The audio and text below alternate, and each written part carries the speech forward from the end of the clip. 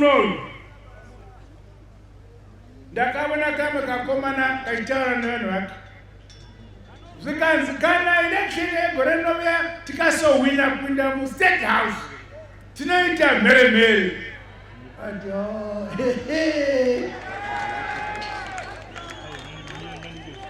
Washaya zvokutaura zviri nani.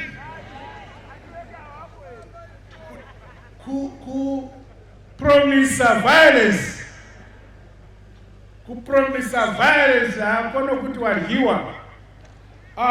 Democracy inotaura kuti iwe usaita chinhu chinokanganisa chadiwa nevazhinji. Saka it's undemocratic to be violent against democracy. It's undemocratic to be violent against democracy.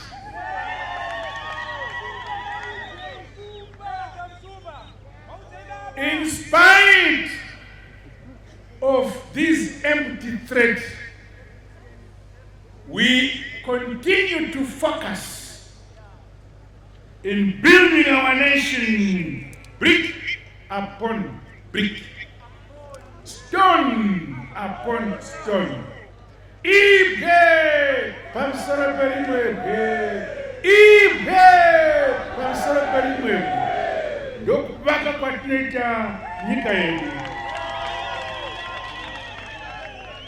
Saka kuno anzi kugokwe Central Mukopa, Gokwe Central Mbizo, Mberengwa constituencies. Ndo zataungana pano kuti todzokera kune vasara kumusha. Zvatinotaura ikoko ndozokuti zvanzi naPresident kuvhota hakubudisi dikita kuti tichengetedze nhaka kana kuti rifa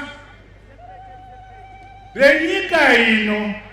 Handei tinovhotera ZANU-PF ndo yoga inochengetedza rifa ravatema.